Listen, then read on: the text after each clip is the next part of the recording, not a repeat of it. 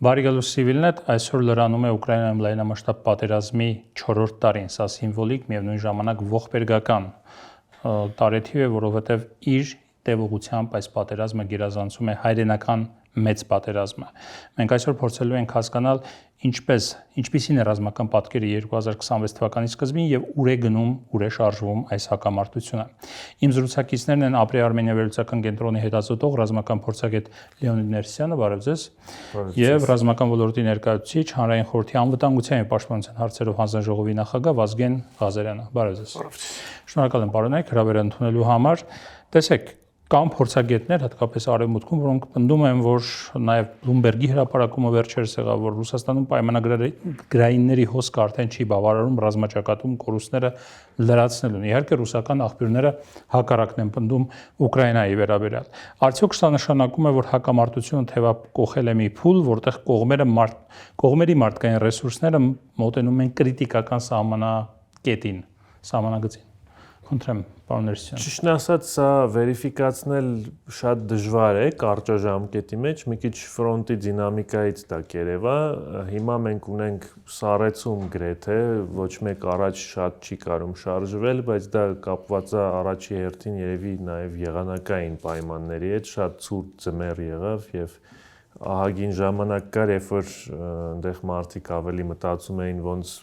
սաղ մնան քան առաջ գնան, բայց գարնանը ինձ թվում է նորից ակտիվացում կլինի ու կերևա կան նաև կարծիքներ, որ ռուսական կողմը հիմա հակառակ ինչ-որ զբաղվում է նրանով, որ զորք է կուտակում եւ ինչ-որ մի հատ էլ է փորձ լինելու գարնանը լայնամասշտաբ փորձել 1-2 ուղղությունում հարձակում գործել։ Բայց ստրատեգիական նպատակ արդեն 4-րդ տարին է, մենք ինչ որ պահից, այսինքն այս պատերազմի մենք ունենք ավելի շատ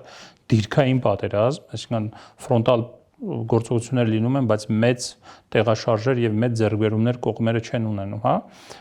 Տրամաբանությունը այս պատերազմը շարունակելու եւ այս հյուծող պատերազմը շարունակելու ստրատեգիական առումով, պարոն Ղազարյան, ո՞րն է։ Իրականում այս պատերազմում մարդկային ներուժի մարդկային քանակի խնդիրը եղել է պատերազմը սկսելու առաջ օրվանից ու դա եղել է Ռուսաստանի գենշտաբի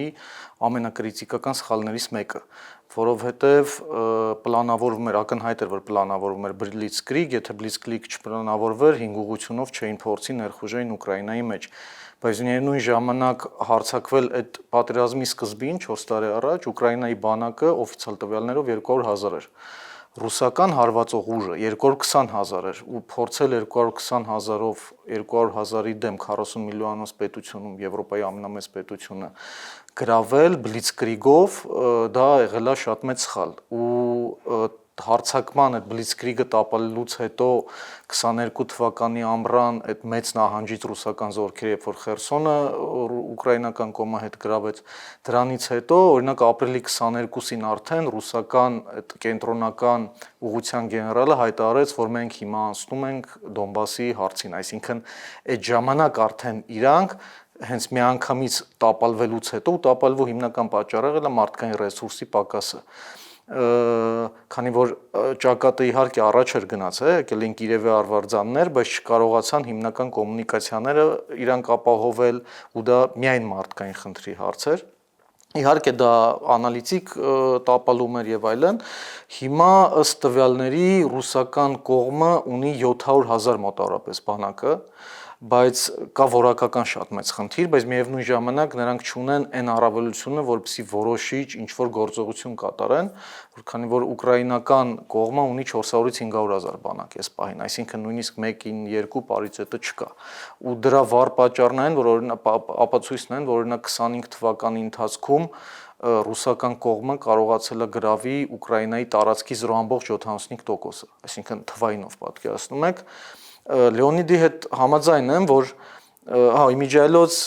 նույնիսկ այդ իրանց զորակոչի հայտարարելը այլի դրա մասին էր խոսում, այսինքն այս պատերազմի ողջ ընթացքում Ռուսաստանը ունի մարդկային ռեսուրսների խնդիր։ Ու Լեոնիդի հետ համաձայն եմ, որ միակ ինչ-որ կողմերի գերակշռություն տարածքային, որը նաև կազդի բանակցության վրա ապահովելու համար պետք է մարդկանց քանակը ավելացնեն ու ինչ-որ գարնանը, ինչ-որ բան, ինչ-որ կողմը, որևէ կողմը անի։ Ճիշտ եմ հասկանում ձեր ասացի տրամաբանությունից, որ օրինակ տվյալ դեպքում Ռուսաստանը, որի մասին նաև խոսում են այլ փորձագետներ, մոտ է նրան, որ հայտարարի նոր զորահավաք իր երկրում, որովհետև այն ռեսուրսները, որ ներդրվում են պայմանագրայիններ ներգրավելու, կարծես չեն բավականացնում, ու այդ առումով բավական հետաքրքիր էր Մյունխենի անվտանգության համաժողովում ու Ֆինլանդիայի նախագահի բերած թվերը, ես չգիտեմ էլի որքանով են ճիշտ, որքանով է հնարավոր ստուգել այս թվերը կամ ոչ, բայց ասում է հետեւյալը, որ Պուտինը ռազմավարական առումով է պարտվել, նա ուզում էր Ուկրաինան լինի ռուսական, բայց արդեն եվրոպական է, ուզում էր կանխել ՆԱՏՕ-ի ընդլայնումը, Ֆինլանդիայում Շվեդիան անդամակցեցին ՆԱՏՕ-ին եւ ուզում էր, որ մեր ռազմական ծախսերը նվազեին, ավելացան եւ Ռուսաստանը պարտվում է նաեւ ռազմաճակատում իր ասելով 12 տարվա ընթացքում գրավել է Ուկրաինայի 12%, հետո 8%, վերջին 2 տարում 1%-ը։ Մասամբ համաձայն եմ, այստեղ այդ ոնց որ ռազմավարական իրենց շահերը չստացվեցին մի պատճառով ամենակարևորը, որ չստացվեց այն բլիցկրիգը, որ պլանավորվում էր եւ հարավում ինչու օրինակ բլիցկրիգը ստացվեց, որովհետեւ հարավում ուկրաինական բանակը ինչ որ պատճառներով, ես կարծում եմ, որ ագենտուրան շատ ավելի որակով է աշխատել հարավում, պատերազմի չեկավ առաջին շաբաթը։ Այո, եւ իրենք Ղրիմից պետք է չկարանային էլ դուրս գային տենց հեշտ, որովհետեւ այնտեղ շատ բարակ կարելի է ասել շատ նեղ մի տեղանք է եւ իրենք հասան մինչ Խերսոնը վերցրեցին, որևէ ռազմական գործողություն դեռ չէր սկսել։ Ճանապարհով գնացել են, մտել են Խերսոն եւ Նիկոլաևի մոտ նոր ստացվել է կազմակերպել ինչ որ ինքնապաշտպանություն։ Իսկ եթե մենք ուկրաինական բանակի պլաները նայենք, 2 բրիգադ միշտ Կրիմի դեմը պետքա կանգնած լինեին, բայց այդ 2 բրիգադը ինչ որ պատճառներով այնտեղ չկային այդ օրը։ Ուրիշ ուղղություններում տենց չստացվեց եւ պլանը տապալվեց եւ մենք ունենք այն ամեն ինչը ինչ որ դուք հնչեցրեցիք նոր եւ այո, եթե այս ճանապարհով շարժվի ամեն ինչ, հենց մոտավորապես այս դրամաբանության մեջ էլ լինելու է պատերազմը, վերջանալու է, ավարտվելու է։ Դե իմ կարծիքով մոտակա ամիսները քիչ հավանական է շատ որ կավարտվի, բայց 1-2 տարի եւ ինձ թվում է կողմերը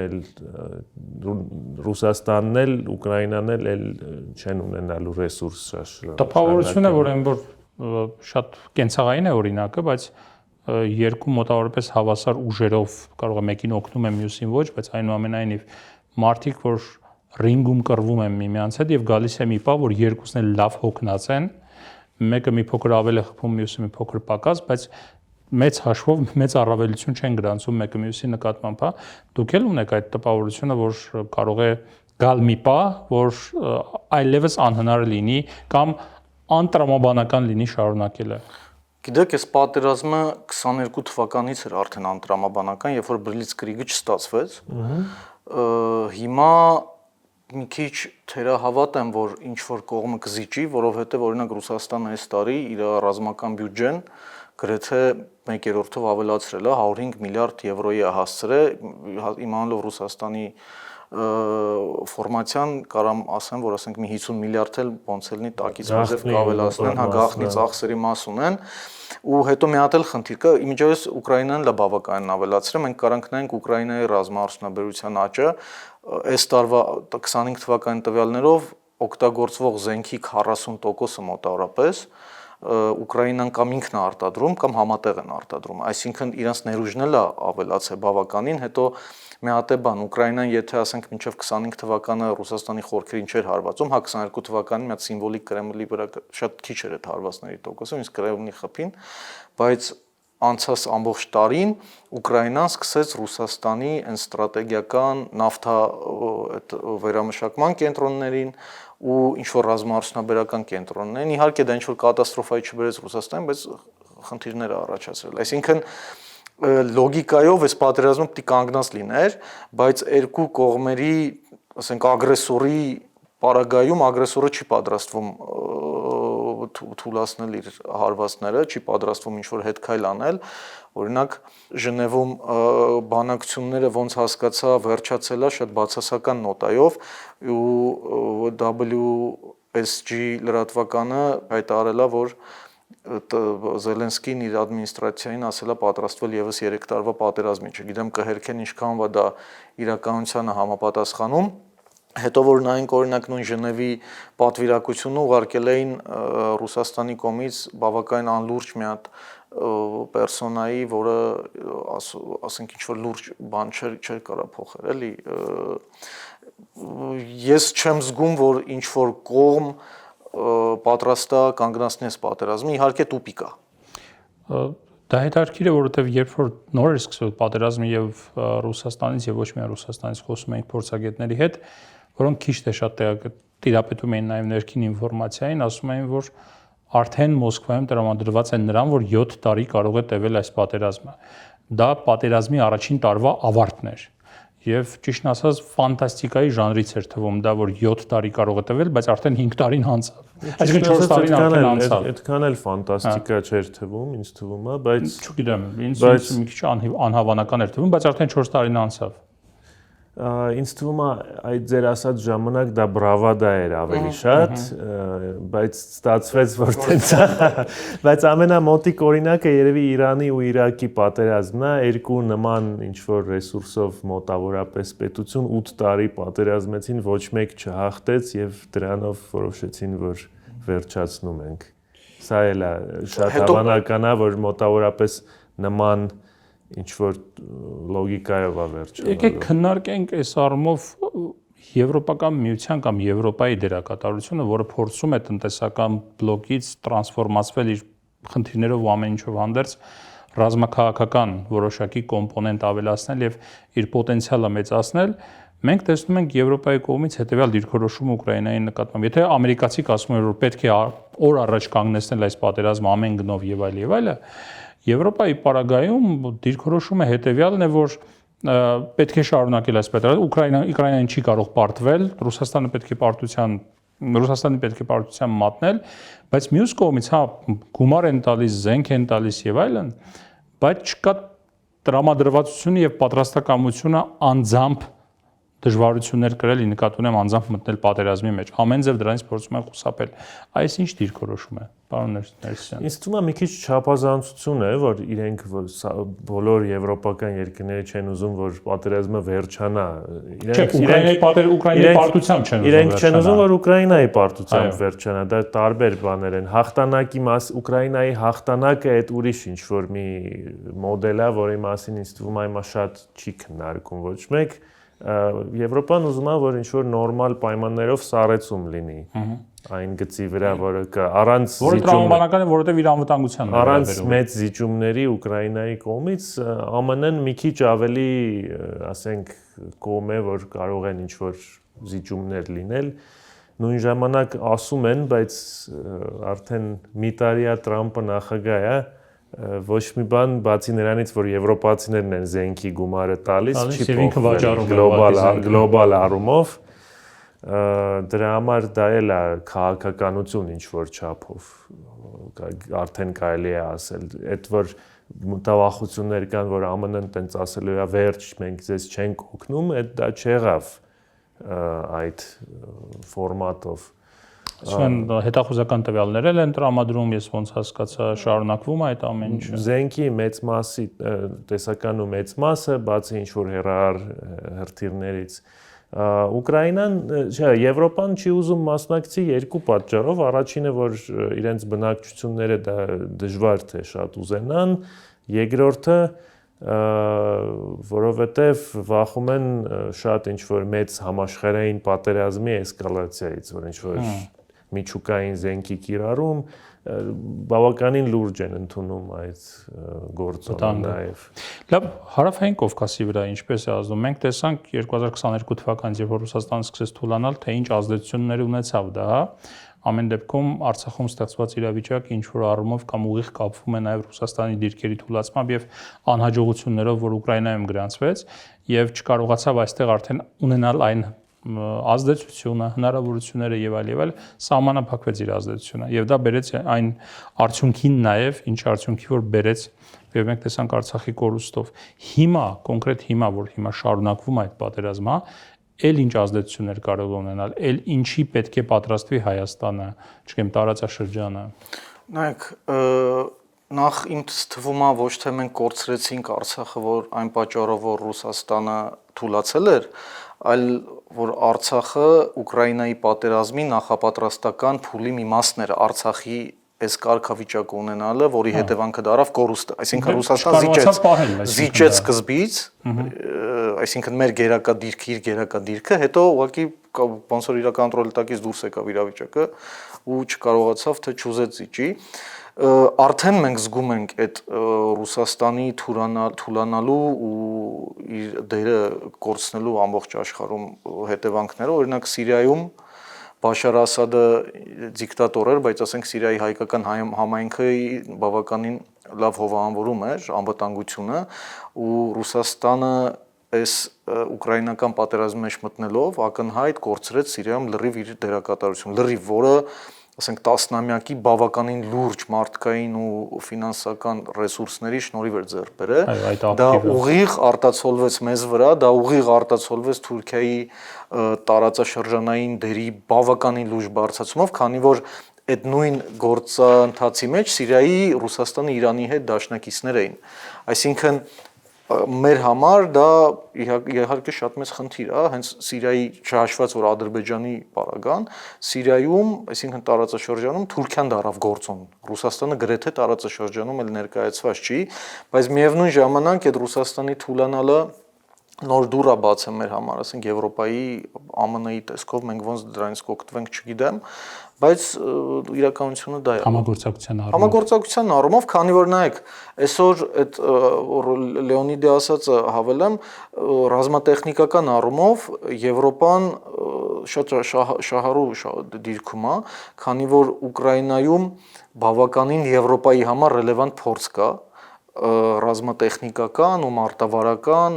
առումով ու Եվրոպան դա ոչ միայն փորձում է կրկնօրինակի, այլ շատ լուրջ զարգացնում է։ Այսինքն արդեն կան բավականին եվրոպական, օրինակ ֆրանս-ուկրաինական, անգլո-ուկրաինական պրոյեկտներ, որոնք արդեն նույն Ֆլամինգոն, որը վերածել են հեռահար մինչև 1000 կիլոմետր, ինչքան գիտեմ, հրթիռ, որը բավականին էժան է, այսինքն ինքը մոտավորապես 3 անգամ տամագավներից էժան է,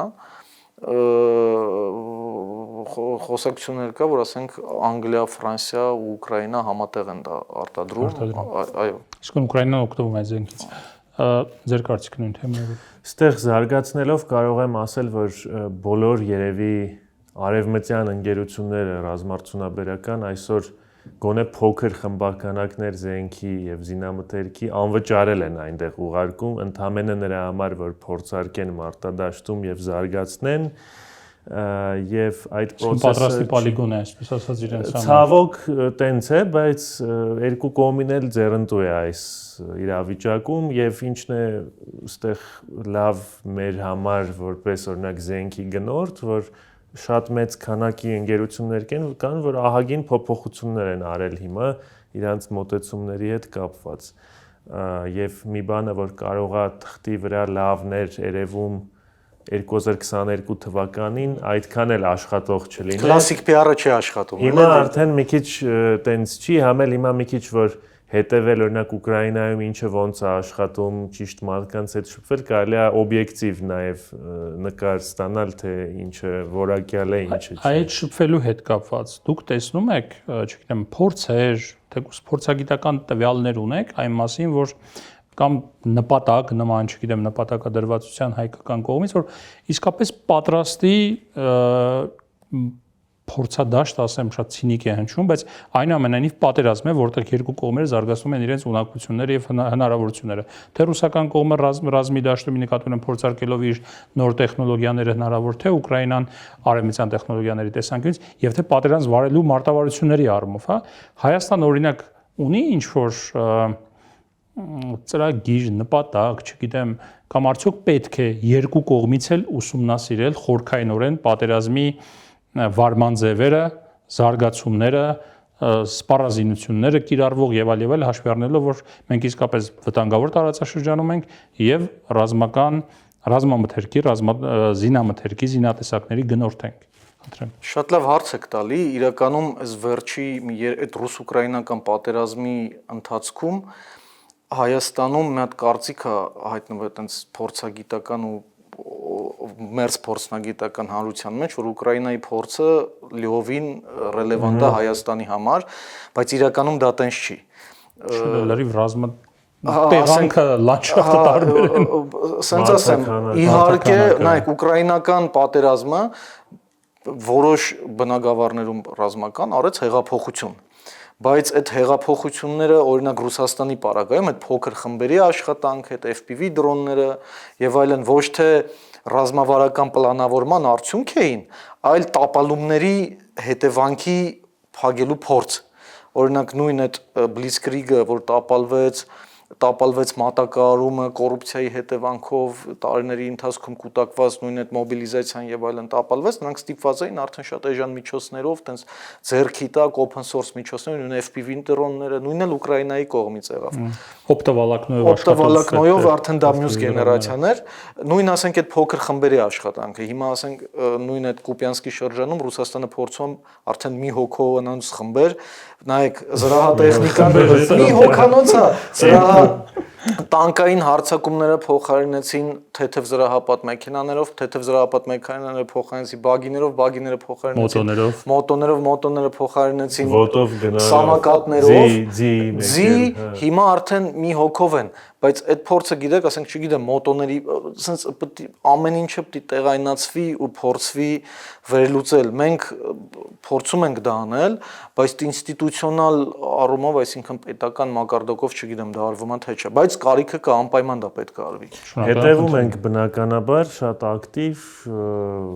ստեղ շատ ճիշտ է, որ պետք է ադապտացնել, օրինակ այդ նույն FPV-ների ոնց որ էս ERA-ի առաջ գալը ոնց որ կապ ունի երևի հա այդ տապալումների հետ, բայց այսօր արդեն առանց դրա երևի չի էլ լինի օրինակի համար։ Այո, այդ երևի ոչ մեկ չէր մտածի դրանով զբաղվեր, բայց որ զբաղվեցին, այս պատերազմը 2 տարվա մեջ այդ տեխնոլոգիան այնքան զարգացրեց արդեն, որ 20 կիլոմետրանոց ոնց որ նեյտրալ պալասա էլ որևէ տեխնիկա չես կարող ունենաս ու մի հոգուց ավել խումբ ոնց Վազգենը ասեց դա հնարավոր չի դրա համար դա էլ մեր մոտ էլ ինչ որ չափով կարող է կրկնվել այդ իրավիճակը բայց նույն ժամանակ պետք է ասել որ այդ FPV դրոների տիպի տեխնոլոգիայի հետ ոչ մի պետություն էլ դեռ այդքան լավ չի աշխատում ինստիտուցիոնալ մակարդակում, որովհետև այդտեղ այդ գնման պլանավորումը անելը մի քիչ շատ դժվար է։ Անվտանգության խնդիրը շատ լուրջ տեխնոլոգիա է, բավականին արագ։ Հիմա նենց չի, որ օրինակ ԱՄՆ-ի բանակում FPV դրոների հարցը լուծած է, տենց լիովին ձևի Նենց չի, որ Ադրբեջանի բանակում այդ հարցը լիովին լուծած է, ստեղ ակնկալիք ունենալ, որ մենք պատերազմելու ենք պայմանական ուկրաինական կամ ռուսական բանակի հետ,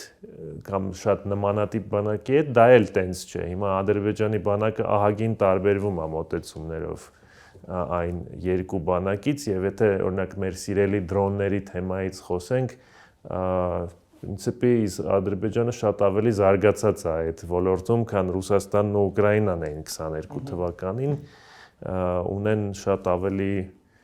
մեծ թվով իսկական ռազմական կամ մենք ենք շատ թեր զարգացած։ Չէ, իրանք իրոք զարգացած են։ Չէ, իրանք ունեն իսրայելական, օրինակ ամեն ինչը, ինչ որ Իսրայելում արտադրում են մեծ քանակով, որը բնականաբար FPV դրոնից շատ ավելի էֆեկտիվ է, քանակը այդքան մեծ չէ, բայց էֆեկտիվությունը բարձր է եւ մեր մոտ մի քիչ ուրիշ պատերազմ է, մեր մոտ շատ քիչ հավանական է, որ ինքը կարա տրանսֆորմացվի ինչ-որ դիրքային շատ երկար պատերազմի, մարդկային ռեսուրս ոչ մենք ունենք, ոչ խորություն ունենք մանևրի։